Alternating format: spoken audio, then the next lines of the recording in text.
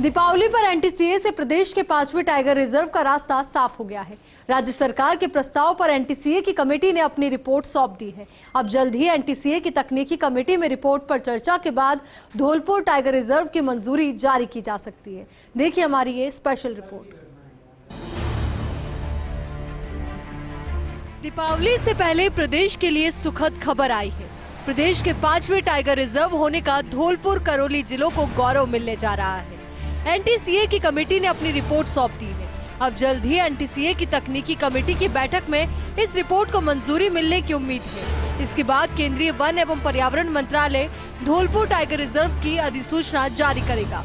करीब 1105 वर्ग किलोमीटर के प्रस्तावित टाइगर रिजर्व में करीब 450 वर्ग किलोमीटर हिस्सा धौलपुर और 655 वर्ग किलोमीटर हिस्सा करौली जिले में आता है।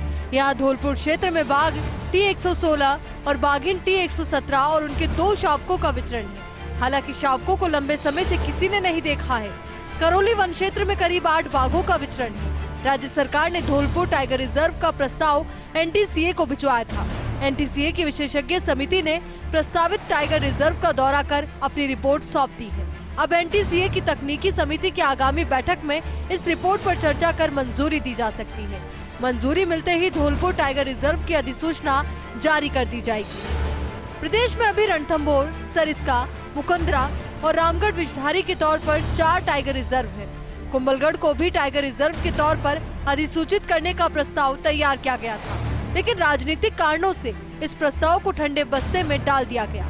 इधर मुकुंदरा भले ही तीसरा टाइगर रिजर्व बना दिया गया हो, लेकिन यहाँ 6 बाघों की मौत और पिछले 2 साल से अकेले घूम रही बाघिन MT4 को पार्टनर उपलब्ध नहीं कराने से वन विभाग के प्रबंधन पर भी सवाल उठते रहे हैं।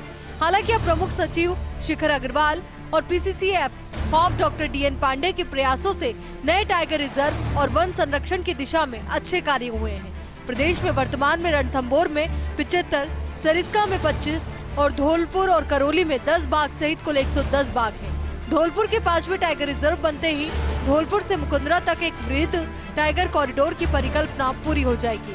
इससे प्रदेश में वाइल्ड लाइफ टूरिज्म तो बढ़ेगा ही, वन और वन्यजीव संरक्षण को भी बढ़ावा मिलेगा।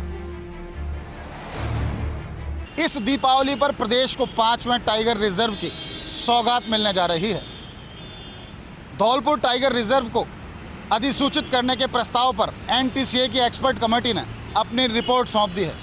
उम्मीद की जानी चाहिए कि एनटीसीए की मंजूरी मिलते ही दीपावली से पहले राज्य सरकार धौलपुर टाइगर रिजर्व को प्रदेश के 5वें टाइगर रिजर्व के तौर पर अधिसूचित कर देगी। इससे न केवल प्रदेश में वाइल्ड लाइफ टूरिज्म बढ़ेगा, वरन वन और वन्यजीव संरक्षण को भी बढ़ावा मिलेगा। कैमरा पर्सन यश माथुर के साथ Nirmal Tiwari, first India news, Jaipur.